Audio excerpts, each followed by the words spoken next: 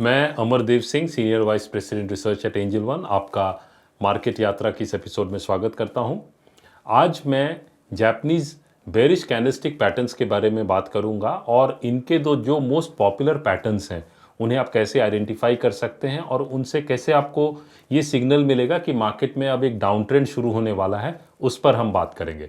लेकिन शुरू करने से पहले मैं आपसे रिक्वेस्ट करूंगा कि हमारे चैनल को ज़रूर सब्सक्राइब करें और हाँ, do not forget to press the bell icon so that you don't miss any update from us।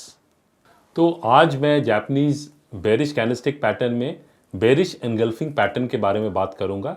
ये दो कैंडल पैटर्न है और ये जब पैटर्न बनता है, चाहे किसी स्टॉक में बने या इंडेक्स में बने, तो ये कहीं ना कहीं ये दर्शाता है कि you have to become careful. इसका मतलब ये हुआ कि मार्केट में एक करेक्शन देखने को मिल सकती है। तो इसमें क्या होता है कि जो एक मेजर अपमूव के बाद एक ग्रीन कैंडल बनता है और उसके बाद जो नेक्स्ट कैंडल बनता है वो रेड कैंडल बनता है, जो पूरे ग्रीन कैंडल के बॉडी को एनगल्फ करता है, मतलब पूरे ग्रीन कैंडल के जो बॉडी है उसको कवर कर लेता है।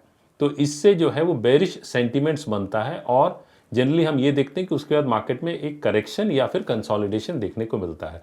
तो अब इसके क्या रूल्स हैं उस पर मैं बात करूंगा। तो आइए समझते हैं कि ये कौन से रूल्स हैं जिन्हें आप देखकर इस पैटर्न को आइडेंटिफाई कर सकते हैं। तो पहला रूल ये है कि ये जो बेरिश एनगल्फिंग पैटर्न है ये एक अप ट्रेंड के बाद बनता है। दूसरा रूल ये है कि ये पैटर्न दो कैंडल पैटर्न्स से बनता है। तो इसमें एक अप ट्रेंड के बाद जब एक ग्रीन कैंडल जो बॉडी बनती है उसके बाद जो नेक्स्ट जो बॉडी बनती है वो रेड कैंडल बनती है। मतलब क्या है, जब closing is lower than the open, इसका क्या मतलब हुआ कि bears are becoming stronger than the bulls. और फोर्थ, यदि ये पैटर्न एक मेजर हाई पे बनता है, न्यू हाई पे बनता है, तो उसकी वैल्यू और वैलिडिटी और बढ़ जाती है। तो यहां आपको समझना ये है कि ये पैटर्न एक बेरिशनेस इंडिकेट करता है और यहां आप इन चार्ट्स में देख सकते हैं कि जब ये बेरिश एनगल्फिंग पैटर्न बना है तो उसके बाद हम लोगों ने एक अच्छी मीनिंगफुल करेक्शन स्टॉक में देखी है।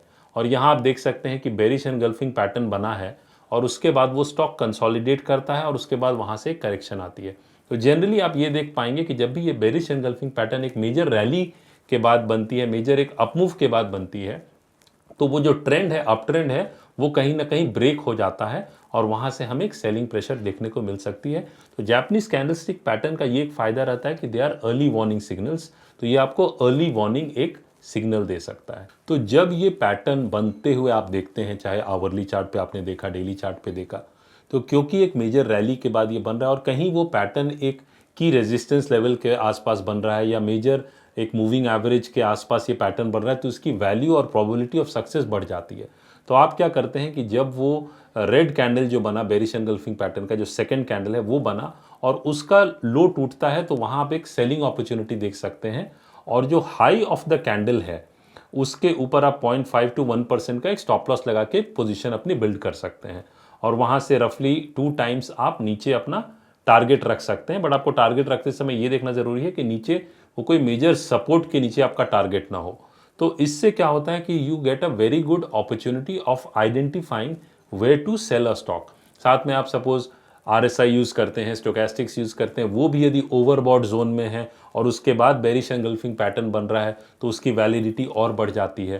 तो यहाँ आप देख सकते हैं इन चार्ट्स में कि यहाँ फॉर एग्जांपल RSI जो है वो ओवरबॉट में है और बेरिश एनगल्फिंग पैटर्न बना है, तो उसके बाद हम लोगों ने एक अच्छी करेक्शन देखी है। तो इस पैटर्न को आप इस तरह से समझ सकते हैं और यूज़ कर सकते हैं किसी भी टाइम फ्रेम में, चाहे 15 मिनट्स पे हो, आवरली चार्ट्स पे हो या डेली चार्ट्स पे हो। तो आज मैं बेरिश एनगल्फिंग पैटर्न पे यहीं रुकूंगा। आशा करता हूं कि आपको ये पैटर्न ज़रूर समझ में आया होगा। यदि आपकी कोई क्वेरी है तो मुझसे ज़रूर पूछें, कमेंट सेक्शन में आप लिखिए, मैं पर्सनली रिप्लाई करूंगा। एंड आप जैसे जैसे जापानीज कैंडलस्टिक पैटर्न्स को समझते जाते हैं और जो पैटर्न्स मैंने पहले भी कवर किया, बुलिश पैटर्न्स और बेरिश पैटर्न्स की बात कर रहा हूँ, ये सब 6-7 पैटर्न्स भी आप ठीक से समझ लेते हैं तो आपकी ट्रेडिंग जो स्किल्स हैं वो काफ़ी ज़्यादा इंप्रूव कर जाएगी from a short term trading perspective. तो till we meet again, happy trading.